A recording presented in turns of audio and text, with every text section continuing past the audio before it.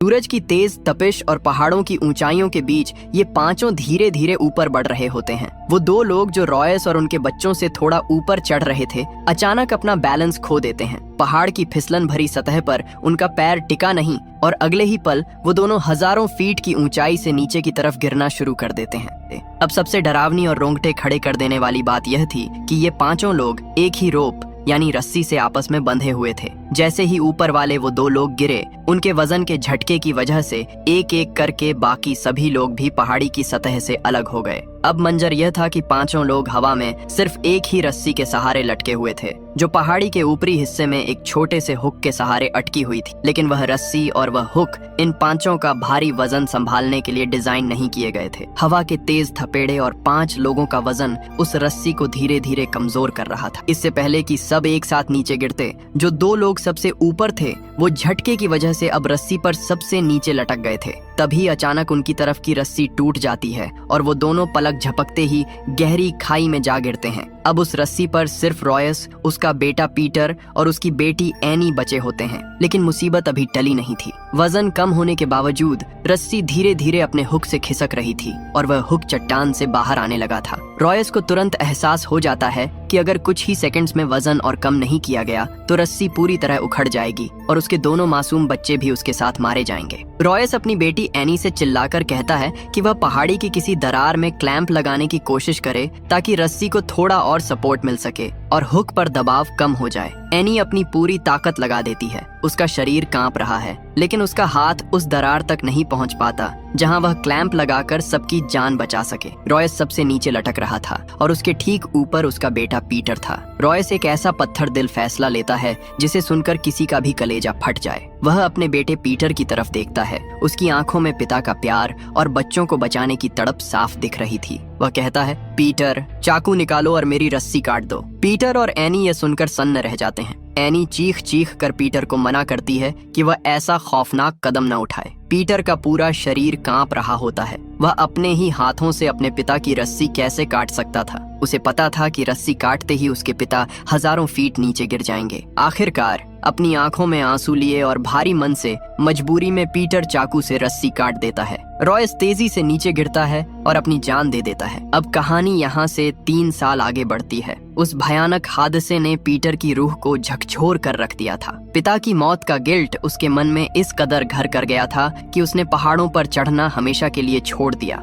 अब वह national geographic channel के लिए एक फोटोग्राफर के तौर पर काम करता है। वह पहाड़ों से कोसों दूर रहना चाहता था, लेकिन शायद किस्मत को कुछ और ही मंजूर था। जब वह एक डॉक्यूमेंट्री शूट कर रहा होता है तो उसे खबर मिलती है कि एक बहुत बड़ी और हाई प्रोफाइल टीम K2 पहाड़ पर चढ़ने की तैयारी कर रही है। K2, जिसे दुनिया की दूसरी सबसे ऊंची और सबसे जानलेवा चोटी कहा जाता है। पीटर को यह जानकर गहरा झटका लगता है कि इस टीम में उसकी अपनी बहन एनी भी शामिल है। एनी अब एक बहुत ही फेमस माउंटेनियर बन चुकी थी और पूरी दुनिया में उसका बहुत बड़ा नाम हो चुका था। वह अपने पिता के अधूरे सपनों को पूरा कर रही थी। पीटर अपनी बहन से मिलने के लिए बेस कैंप पहुंचता है। सालों बाद जब इन दोनों भाई बहन का सामना होता है तो वहाँ कोई खुशी या गले मिलना नहीं होता, बल्कि एक अजीब सी खामोशी और पुरानी नफरत दिखाई देती है। दरअसल एनी आज भी अपने पिता की उस मौत के लिए पीटर को ही जिम्मेदार मानती है। पीटर को पता चलता है कि 5 लोगों की एक टीम, जिसमें उसकी बहन एनी भी है, मंगलवार तक छोटी यानी पीक पर पहुंचने वाली है। इस पूरे मिशन का लीडर और पैसा लगाने वाला आदमी एलियट वॉन है, जिसने हाल ही में एक एयरलाइंस कंपनी खरीदी है। उसकी योजना यह थी कि जब वह K2 की चोटी पर खड़ा होगा, ठीक उसी समय उसकी एयरलाइंस की पहली फ्लाइट पहाड़ी के ऊपर से गुजरेगी और दुनिया को उसकी ताकत का एहसास होगा। चढ़ाई शुरू होने से एक रात पहले इलियट वहाँ एक बहुत ही शानदार पार्टी देता है। सभी लोग खुश थे, लेकिन तभी वहाँ एक रहस्यमयी और गंभीर आदमी आता है जिसका नाम विक है। विक एक बेहद अनुभवी क्लाइंबर है जो पहले भी K2 की चोटी पर जा चुका है और उसे वहाँ के चप्पे चप्पे और वहाँ के बदलते मिजाज की पूरी जानकारी है। विक सीधे इलियट के पास जाता है और उससे पूछता है कि अगर ऊपर मौसम खराब हो गया तो वह क्या करेगा। इलियट अपने पैसे के घमंड में चूर होकर कहता है कि उनके साथ दुनिया का सबसे बेहतरीन मौसम का एक्सपर्ट है और अगले 2 महीनों तक मौसम खराब होने का कोई भी सिग्नल नहीं है। विक उसे चेतावनी देते हुए कहता है कि पहाड़ों पर मौसम किसी का सगा नहीं होता और अगर एक बार तूफान आ गया, इलियट उसकी बात को मजाक में उड़ा देता है। इसके बाद विक वहाँ से चला जाता है, अपनी दाढ़ी बनाता है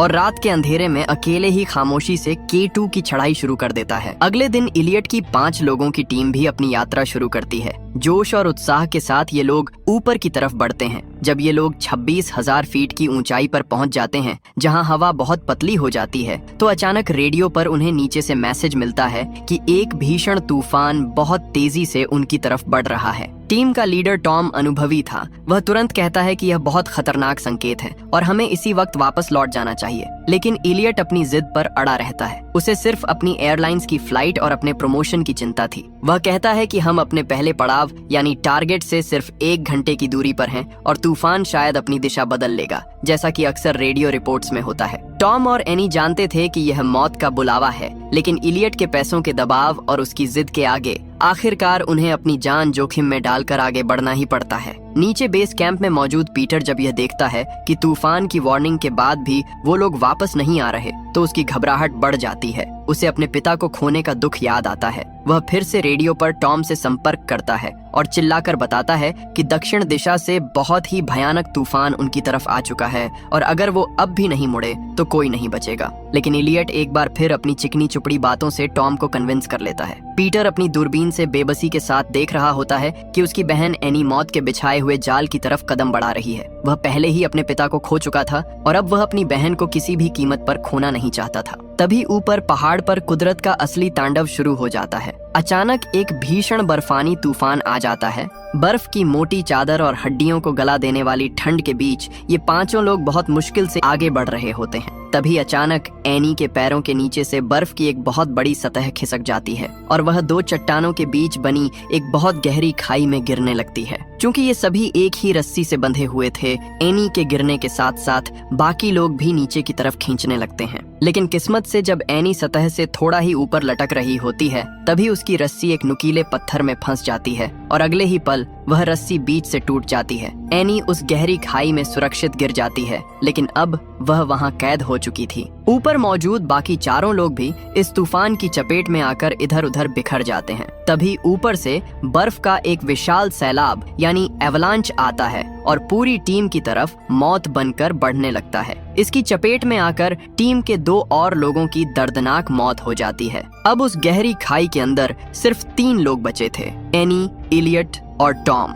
ऊपर से वह खाई पूरी तरह बर्फ की मोटी परत से ढकी जा चुकी थी, जिसका सीधा सा मतलब था कि वो तीनों अब बर्फ के नीचे जिंदा दफन हो चुके थे। उन्हें बाहर की दुनिया का कुछ पता नहीं था। नीचे से उनके रेडियो पर लगातार संपर्क करने की कोशिश की जाती है, लेकिन वहाँ किसी भी तरह का कोई सिग्नल नहीं था। एनी को मॉर्स लैंग्वेज आती थी और खुशकिस्मती से पीटर को भी इसकी पूरी जानकारी थी। एनी ने एक छोटे से पत्थर और धातु के टुकड़े से मॉर्स कोड में सिग्नल भेजे, जो किसी तरह नीचे लगे यंत्रों ने पकड़ ली। पीटर को जैसे ही यह पता चला कि उसकी बहन अभी जिंदा है, उसकी जान में जान आई। लेकिन अब वक्त उनके खिलाफ था। विशेषज्ञों का कहना था कि इतनी ऊंचाई पर और इतनी ठंड में ये लोग 36 घंटों से ज्यादा जिंदा नहीं रह सकते, क्योंकि उनके पास ऑक्सीजन और जरूरी दवाइयों की बहुत कमी थी। सबसे बड़ी समस्या यह थी कि बर्फ के नीचे उनकी सटीक लोकेशन का पता कैसे लगाया जाए और वहां तक पहुंचने के लिए इतनी विशाल बर्फ की दीवार को कैसे हटाया जाए। यह नामुमकिन जैसा लग रहा था। पीटर अपनी बहन को बचाने के लिए खुद ऊपर जाने का फैसला करता है, भले ही उसकी अपनी जान चली जाए। इसके लिए वह आर्मी के पास जाता है और उनसे नाइट्रोग्लाइसरीन के शक्तिशाली बम मांगता है। ये बम इतने खतरनाक थे कि थोड़ा सा झटका या सूरज की सीधी रोशनी पड़ते ही ये अपने आप फट सकते थे। इलियट की कंपनी 50 लाख रुपए के इनाम का ऐलान करती है ताकि कोई और भी इस खतरनाक मिशन पर पीटर के साथ जा सके। पैसों के लालच में एक टीम तैयार हो जाती है, लेकिन सफर शुरू करने से पहले पीटर को सलाह दी जाती है कि उसे अपनी टीम में विक को जरूर शामिल करना चाहिए। विक वही अनुभवी आदमी था जिसने चढ़ाई से पहले इलियट को टोका था। विक का अतीत बहुत ही दर्दनाक था। 4 साल पहले उसकी अपनी पत्नी, जो एक मशहूर टूरिस्ट गाइड थी, इसी पहाड़ पर एक भयानक तूफान में लापता हो गई थी। विक उसे ढूंढने के लिए पागलों की तरह ऊपर गया था। उसे अपनी पत्नी की लाश तो नहीं मिली, लेकिन वह 3 और लोगों की जान बचाकर वापस ले आया था। इस कोशिश में उसके पैरों की उंगलियां ठंड की वजह से बुरी तरह गल गई थीं। वह आज भी अपनी पत्नी की आखिरी निशानियों को ढूंढने के लिए अक्सर इन खतरनाक वादियों में भटकता रहता था। पीटर और उसकी टीम हेलीकॉप्टर के जरिए विक के पास पहुंचती है। विक पहले तो मदद करने से साफ मना कर देता है, क्योंकि उसे पता था कि K2 पर इस वक्त जाना सीधे मौत को दावत देना है। लेकिन जब पीटर उसे याद दिलाता है कि उसने सालों पहले उसके पिता रॉयस के साथ एवरेस्ट की चढ़ाई की थी, तो विक की पुरानी यादें ताज़ा हो जाती हैं और वह मान जाता है। वह टीम का लीडर बनते ही कहता है, ये कोई रिकॉर्ड बनाने की चढ़ाई नहीं है, ये एक रेस्क्यू मिशन है और यहाँ हर कदम मेरी मर्जी से उठाया जाएगा। दूसरी तरफ बर्फ की गहरी गुफा में फंसे तीनों लोगों की हालत हर बीतते मिनट के साथ खराब होती जा रही थी। ठंड इतनी ज्यादा थी कि खून जमने लगा था और ऑक्सीजन की भारी कमी की वजह से टॉम के फेफड़े जवाब दे रहे थे। उनके पास सांस लेने में मदद करने वाली एक बहुत ही जरूरी दवा थी। इलियट अपनी पुरानी फितरत के मुताबिक यहाँ भी बहुत स्वार्थी निकला। वह अपनी दवा किसी और के साथ शेयर नहीं करना चाहता था, भले ही टॉम मर जाए। वह चाहता था कि टॉम जल्दी खत्म हो जाए ताकि उसके हिस्से की दवा इलियट खुद इस्तेमाल कर सके और ज्यादा वक्त तक जिंदा रह सके। लेकिन एनी का दिल पसीज गया और उसने छिपकर अपने हिस्से का इंजेक्शन टॉम को लगा दिया। इलियट को जब इस बात का पता चला तो वह गुस्से से पागल हो गया और एनी को बुरा भला कहने लगा। इधर बाहर की दुनिया में पीटर और विक की टीम अपनी जान हथेली पर रखकर ऊपर बढ़ रही थी। उनके पास वो खतरनाक नाइट्रोग्लाइसरीन के बम थे जिन्हें वे साए की तरह बचाकर ले जा रहे थे। रास्ते में कुदरत उनके सब्र का इम्तिहान ले रही थी। एक टीम के बम में लीकेज हो जाती है और जैसे ही उस पर सूरज की पहली किरण पड़ती है, वहाँ एक इतना जबरदस्त धमाका होता है कि पूरा पहाड़ हिल जाता है और टीम के 2 सदस्य वहीं मौत की नींद सो जाते हैं। इस धमाके की वजह से बहुत सारी पुरानी बर्फ अपनी जगह से हटती है और विक को अचानक वहाँ एक लाश का हाथ दिखाई देता है। वह पास जाकर देखता है तो उसकी चीख निकल जाती है। वह और कोई नहीं बल्कि विक की अपनी पत्नी थी, जिसकी तलाश वह 4 साल से कर रहा था। उसकी लाश आज भी बर्फ में वैसी ही सुरक्षित थी। विक ने उसकी उंगली से अपनी शादी की अंगूठी निकाली और उसे अपने गले के लॉकेट में डाल लिया। तभी पीटर को वहाँ एक छोटा सा मेडिकल बॉक्स मिलता है, जिसे देखकर विक के पैरों तले जमीन खिकल जाती है। उस बॉक्स से एक ऐसा कड़ा सच सामने आता है जिसे जानकर किसी का भी खून खौल उठे। दरअसल 4 साल पहले जब विक की पत्नी तूफान में फंसी थी तो इलियट भी उसी के साथ था। इलियट ने खुद को बचाने के लिए विक की पत्नी की सारी डेक्सामेथासोन दवा चुरा ली थी और उसे तड़पने के लिए अकेला छोड़ दिया था। विक को अब समझ आ गया था कि उसकी पत्नी की मौत का असली जिम्मेदार कोई और नहीं बल्कि यही इलियट है। विक के दिल में बदले की आग जलने लगती है और वह तेजी से उस गुफा की तरफ बढ़ता है जहां इलियट छिपा था। रात का वक्त हो चुका था और एनी की हालत बहुत ज्यादा नाजुक हो गई थी। वह रेडियो पर पीटर से संपर्क करती है और कमजोर आवाज में कहती है, पीटर तुम वापस चले जाओ, हम में से कोई भी सुबह का सूरज नहीं देख पाएगा, अपनी जान जोखिम में मत डालो। पीटर उसे ढांढस बंधाता है, लेकिन उसके खुद के आंसू नहीं रुक रहे थे। उसी रात इलियट अपनी हैवानियत की सारी हदें पार कर देता है। जब एनी बेहोशी की हालत में सो रही होती है, इलियट रेंगते हुए टॉम के पास जाता है और उसे हवा का एक खाली इंजेक्शन लगा देता है। हवा का बुलबुला टॉम की नसों में जाते ही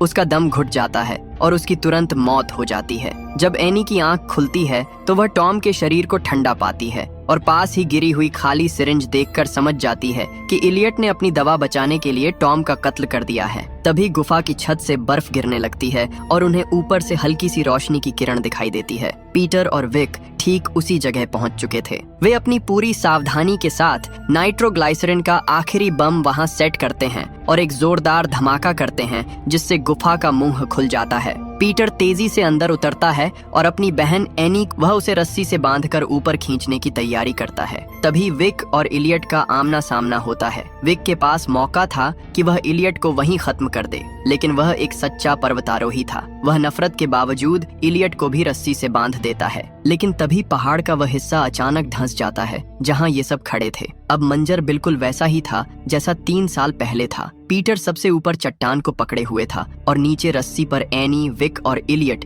एक के नीचे एक लटके हुए थे। पहाड़ की मिट्टी भुरभुरी थी और हुक धीरे धीरे बाहर निकल रहा था। विक को तुरंत समझ आ गया कि रस्सी सबका वजन नहीं सह पाएगी और अगर उसने कुछ नहीं किया तो पीटर और एनी भी मारे जाएंगे। विक पीटर की तरफ देखता है, उसकी आंखों में एक अजीब सा सुकून था। वह अपनी जेब से वही पुराना चाकू निकालता है। पीटर चिल्लाता है, नहीं विक, ऐसा मत करना। लेकिन विक मुस्कुराते हुए रस्सी काट देता है। विक और एलियट दोनों एक साथ उस अंधेरी और गहरी खाई में गिर जाते हैं और हमेशा के लिए खो जाते हैं। विक ने न सिर्फ अपनी पत्नी की मौत का बदला लिया, बल्कि एक पिता की तरह पीटर और एनी को नई जिंदगी भी दे दी। आखिरकार सूरज की पहली किरण के साथ पीटर अपनी बहन एनी को सुरक्षित नीचे बेस कैंप लेकर आता है। एनी की आंखों में अब पीटर के लिए नफरत नहीं, बल्कि बेपनाह प्यार और सम्मान था। वह अपने भाई को गले लगा लेती है और उसे उस पुरानी गलती के लिए दिल से माफ कर देती है। वह कहती है, पीटर, अगर आज डैड यहाँ होते तो उन्हें तुम पर और तुम्हारी बहादुरी पर बहुत गर्व होता। पीटर वहाँ उन सभी लोगों के नाम का एक खूबसूरत पत्थर का स्मारक बनाता है